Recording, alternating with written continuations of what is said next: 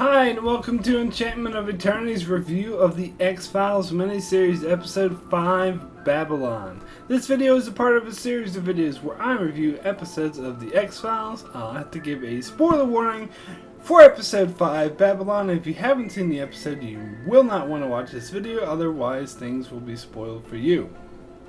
So, I stated in my previous videos that it seemed to me that each episode of this miniseries is trying to hit a certain archetype of episodes. As episode 1 was the government conspiracy / aliens, episode 2 was the emotional character story, episode 3 was the comedy, episode 4 was the monster murder mystery, and episode 5, well, this is the exception as it doesn't really fit into any of the established categories. Now, typically, that would sound like a good thing as it would signify originality. However, that wasn't the case here.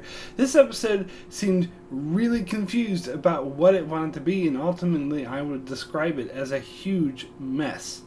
So, for this episode, it starts with a long scene of a Muslim man praying, driving around and meeting up with his friend, and this scene went on for several minutes, and the whole time I was thinking to myself, my god, I really hope that this guy isn't a terrorist, because that would be so cliched.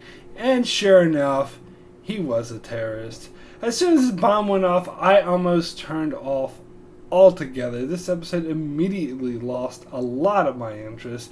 You know how many TV episodes there's been about Muslim terrorists since 9/11? A lot.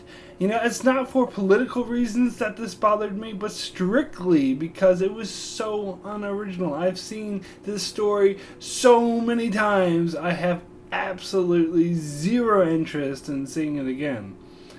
But you know, this is the X Files, so I was going to give them the benefit of the doubt. And when we get back to the story, we see two younger agents who are on this case, and they consult with Mulder and Scully about trying to get information out of the bomber who survived but is a vegetable and never expected to recover. So we meet the younger agents who all too obviously are meant to mirror Mulder and Scully, Miller and Einstein.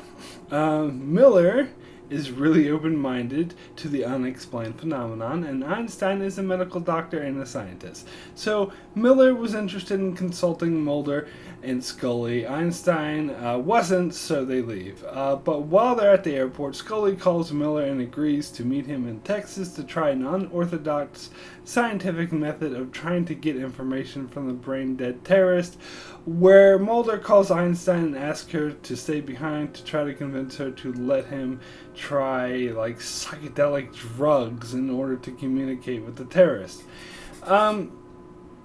So I just really did not get this. First off, I didn't really buy Scully's interest in trying this unconventional method. This never seemed to go anywhere, and I didn't really understand what the deal was with Mulder and Scully calling the different agents at the same time. It seemed like Mulder and Scully were playing a trick on them. At first I thought Mulder just called in Einstein to distract her so that Scully could get away with Miller, or some sort of coordinated effort of some kind, but there was no indication later in the episode that this was the case. In fact, it seems like the show is trying to suggest it was just a wild coincidence that Scully contacted Miller at the same time that Mulder contacted Einstein, which is totally preposterous, and I don't buy for a second.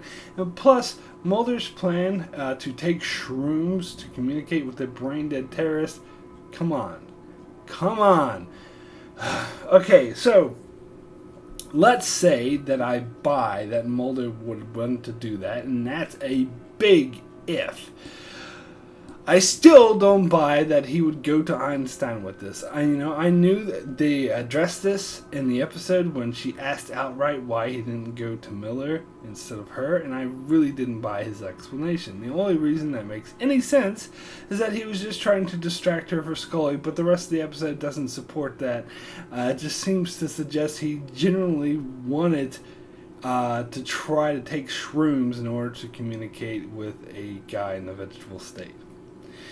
And why the hell did Einstein agree to Mulder's plan when she saw Miller with Scully? Again, this makes no sense. And she agreed to his plan only to give him a placebo. What is the point in that? To try to make a fool out of Mulder? Why? And then we get this scene with Mulder tripping on shrooms, which was funny and all, but ultimately it was just ridiculous. It felt like, just a ridiculous comedy shoehorned into an episode about terrorism that really didn't fit at all. In fact, nothing in this episode seemed to fit, and of course it was all meant to be all X Files like, when Mulder really did have a vision of where to find the terrorists when he wasn't even on psychotropic drugs. So I was supposed to be all like wowed about this unexplained phenomenon, but I'm not.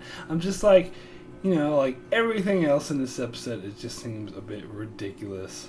And let me take a moment to talk about Miller and Einstein. First off, Miller, seriously? Could they be any more obvious in trying to make a younger version of Mulder? I heard a while ago they were going to introduce two younger agents, a prospect I found interesting at the time, but I do not like these characters at all. Miller was an all too obvious copy of Mulder, except he was naive, easier to manipulate, and seemed a bit incompetent to boot.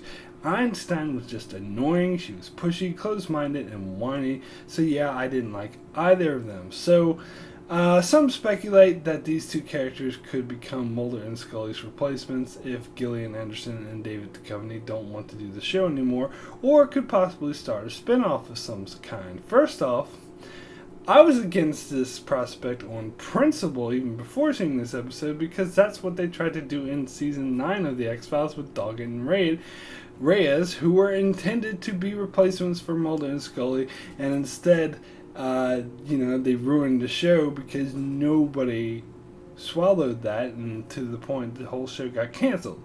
So why would they try that again? Certainly not with these characters, whom I hope to never see again. And yeah, so after a ridiculous ending where they caught the terrorists, Mulder and Scully reunite for a scene that again didn't really work, and the two just seem to be acting out of character for the entire episode. And Mulder hears the weird music he mentioned at the start of the episode, which is supposed to impress me, but doesn't in the least. So, my rating for Babylon is a 3. Very poor. I know I'm probably going to get a lot of complaints or thumbs down on this video because I just really didn't like the episode, but I gotta be honest with you, I just did not like this episode. This was by far my least favorite episode of this miniseries so far. These two new characters were flat and annoying. Mulder and Scully didn't stay in character in this episode. The story was a complete mess. There was no cohesion to it whatsoever. The terrorists were cliched, and the spooky elements were just cheesy and seemed shoehorned in, and just didn't work. So that's it for my review of Babylon. Be sure to check out my channel next week as I review the final episode of the X Files miniseries, and also check out my Better Call Saul review for episode 1 of season 2, which also aired tonight, but I'll be doing my video for that tomorrow. Also, be sure to check out my channel for many more videos on shows like Game of Thrones, Walking Dead, and Vikings, and more. And be sure to subscribe so you can keep up with all that. And thanks a lot for watching.